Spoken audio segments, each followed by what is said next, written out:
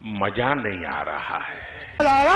है अभी साथ साथ बहुत साथ है। एक्चुअली क्या हमारा बैकग्राउंड भी ऐसा है, हम लोग सारस्वत ब्राह्मण हैं, तो नो डाउट हिंदुस्तान में ब्राह्मणों का बहुत बुरा हाल है आजकल। कहाँ है? अरे हाँ नहीं, ब्राह्मण तो अभी क्या है, जो कांग्रेस के 70 साल के राज में पंडित, तो अब मुझे कहना नहीं चाहिए, पर पंडित बिरादरी को पता रहे इस समाज का कहीं भी ब्राह्मण आपको नजर नहीं आएगा। कोई ना उसके बच्चों को स्कूल में एडमिशन है, ना फंस गया सी है, ना उसको नौकरियों में कोई कुछ मिलता है। सब ब्राह्मण सब कंपटीशन टॉप कर रहे हैं, सब जगह वही, सब जगह वो प्राइवेट जहां उसको मौका मिलता है वो टॉप करता है, जहां उसको हक चाहिए वो उसके लिए नहीं है। पूरा बवाली इसी में है कि सारा फायदा ब्राह्मण उठा रहा है। नहीं, बात तो सही है। 20% ब्राह्मण जो है दिल्ली में टॉयलेट साफ कर रहा है, जिन्हें वो पड़े हुए हैं उनके, गरीबी की वजह से। गरीबी की वजह नहीं, उसके बाद अपॉर्चुनिटी नहीं है। सब जगह तो दरवाजे बंद कर दिए आपने पंडित, उसके बाद अपॉर्चुनिटी नहीं नहीं तो इसमें हम भी सर, इंडिया में कुछ नहीं था हमारे लिए, हम फॉरेन गए हैं, अपने आप को इस्टेब्लिश किए और फिर हम यहाँ तक पहुँचे। ये क्या सुन रहा हूँ? अपनी लाइफ तो गवर्नमेंट ने हमें कुछ नहीं दिया। नहीं तो अरे आप ऐसे करें, समाज में आप निकलिएगा तो लोग कहेंगे ब्राह्मण। आप ग्रेटर कैलाश जाइए, आप सैनिक फार्म जाइए, आप किसी भी दिल्ली की पॉश कॉलोनी में चले जाइए, कोई शर्मा, कोई चतुर्वेदी, कोई दुबे, कोई चौबे, आप मुझे दिखा दीजिए, मैं आपके साथ चलता हूँ, अपनी गाड़ी में बिठा के घर चेक करवा दूंगा। अगर एक भी मिल जाए मुझे कह देना। जितनी दिल्ली की अनऑथराइज्ड कॉलोनी है उसमें गाड़ी लेके चलिए, हर दूसरा घर पंडित का। बेचारा 2-2 कमरों 3-3 कमरों में वो अपनी ज़िंदगी व्यतीत कर रहा है, अपने बच्चों को पढ़ा नहीं सकता। 4 बच्चे हैं, 3 बच्चे हैं, एक को किसी तरह खींच खाच के पढ़ा देता है, बाकी 3 को किसी को टेलीफोन रिपेयर शॉप पे लगा रखा है, कहीं लगा रखा है। ये ब्राह्मण की असली स्थिति है आज इस मुल्क में। इसके लिए आप ये कांग्रेस बीजेपी क्या कह रहे हैं? नहीं है, बीजेपी को छोड़िए, अब बीजेपी तो फंसी हुई है, ठीक है ना, चाहते हुए भी वो कुछ नहीं कर सकती। आज करे तो कांग्रेस ही खड़े कर देते हैं, जो मायावती जैसों को, और वो जो बैठा हुआ है अखिलेश यादव को, ठीक है ना, वो ड्रामे में उनको पीछे हटना पड़ता है। कांग्रेस क्या है, 70 साल के अखिलेश की पार्टी में विधानसभा में विपक्ष का नेता ब्राह्मण है, माता प्रसाद जी। हाँ, माता प्रसाद जी को बना दिया। मायावती की सरकार में जितना किसी की नहीं चली उतनी सतीश मिश्रा की चली। क्या बात? मैं क्या कह रहा हूँ, मिश्रा जी ने पंडितों का क्या किया? वैसे तो नेहरू भी पंडित था, वो क्या कर गया पंडितों का? मिट्टी पलीत कर गया वो आदमी। 70 साल के कांग्रेसी राज में इतना हिंदुओं और ब्राह्मणों का पतन हुआ है, 500 साल के मुगल राज में नहीं हुआ। तो 10 साल में ऊपर उठा है कि नहीं है? 11 साल में। Good question. अभी टाइम चाहिए इनको। अभी मोदी जी तो अपने आप को पक्का करने में लगे हैं। हिंदू का कोई दीन ईमान नहीं है, बिन पैंदे का लोटा है वो इधर से उधर लुढ़कता है, समझे ना। अभी तो मोदी जी इस चक्कर में है कि मैं अपना अगला इलेक्शन जीत जाऊं। अगर 1-2 ऐसे डिसीजन ले, हो सकता है उनके हाथ से इलेक्शन ही निकल जाए।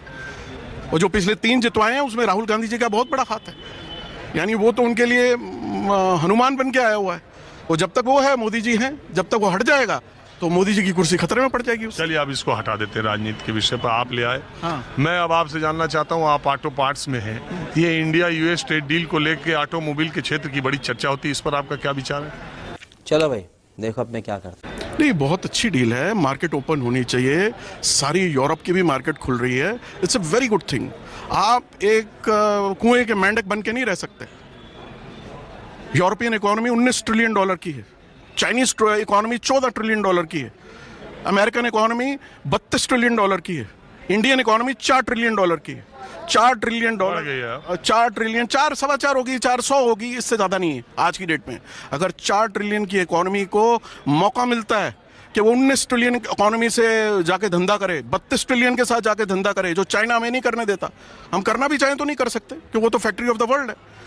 जब चाइना सब कुछ कर रहा था तब हमारे नेता सो रहे थे। नोएडा और शिनचैन, जो चाइना का सबसे SEZ है, सबसे पहला, ये एक ही टाइम पे शुरू हुए थे 1980 में। किसके जमाने में? हाँ, कांग्रेस का राज था तब। नोएडा में आज कोई फैक्ट्री इतनी खास नहीं है, कोई इतने वो रिसर्च कहाँ चला? और शेंजन कहाँ है? दुनिया की सबसे बड़ी इकोनॉमिक जोन है वो। नोएडा में क्या है, फ्लैट बन गए हैं।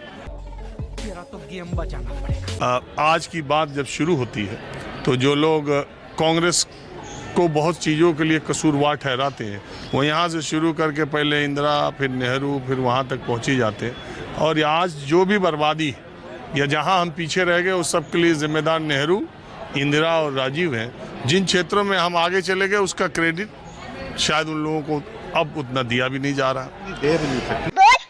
आप बोल इंडिया आए secretary of state, Indira Gandhi ji का राज था, और उन्होंने बोला कि हम कंज्यूमर आइटम नहीं बनाना चाहते, आप हमारे को सिस्टम प्रोवाइड करिए, अपने लेबर लॉ चेंज करिए, सब कुछ चेंज करिए, हम यहाँ पे इन्वेस्टमेंट करेंगे।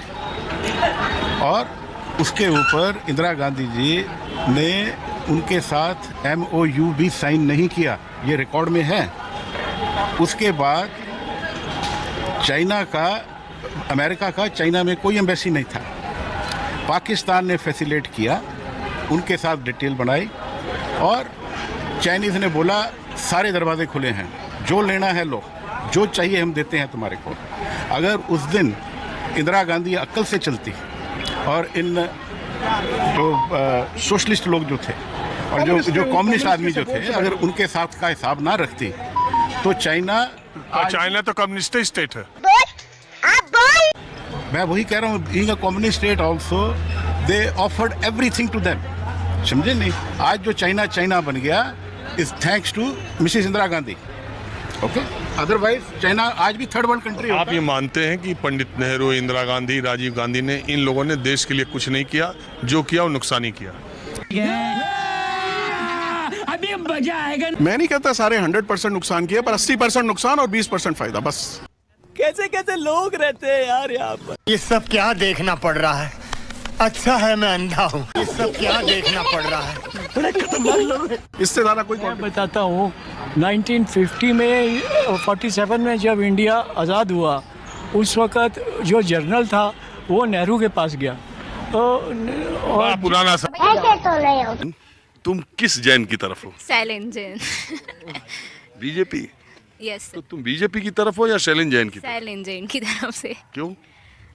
सर क्योंकि मेरी फैमिली उनको जानती है, तो काफ़ी अच्छे रिलेशन है, तो ऐसे पर्सनल लेवल पे भी हम लोग जानते हैं ऐसे उनको। और तुमको क्या लगता है कि मध्य प्रदेश में किसकी सरकार आएगी?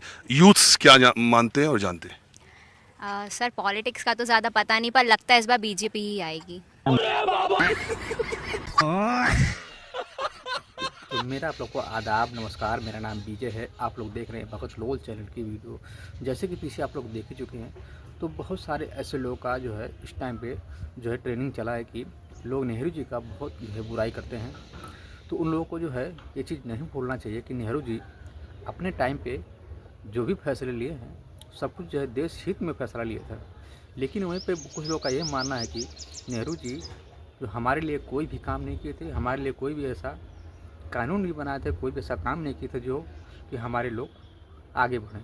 तो आप लोग पीछे वीडियो में देख ही चुके हैं। तो इस तरह के लोग हैं जो नेहरू जी को जो है बदनाम करते हैं, और उनको ऐसा लगता है कि उनके टाइम पे कुछ हुआ ही नहीं था, देश में कुछ नहीं था। 70 साल पहले कुछ था ही नहीं देश में हमारे। अब जो भी हो रहा है इसी टाइम पे हो रहा है, ऐसा मानना बहुत सारे ऐसे लोग का है। तो वहीं पे अगर कोई भी अगर क्रेडिट अगर दिया जाता है जो है इस टाइम पे अगर प्रधानमंत्री को, तो पिछले टाइम पे जो अच्छे काम हुए उनका भी क्रेडिट तो उनको मिलना चाहिए। लेकिन वहीं पे उनको उसका जो है क्रेडिट नहीं मिलता है। तो इस तरह से जो लोग हैं और इस तरह से सोच रखने वाले लोग हैं, तो क्या ही जो है कहा जाए। तो आप लोग की जो है क्या राय है इस पर? क्या नेहरू जी को कोई भी चीज़ के लिए शब्द बोलना चाहिए, या उनको जो है जिम्मेदार ठहराना चाहिए? उस टाइम पर जिनको जो अच्छा लगा उनको वो अपना बोले। तो आप लोग की जो है क्या राय है, आप लोग हमें ज़रूर बताएं कमेंट करके। हम आपके लिए इस तरह की वीडियो बनाते रहते हैं।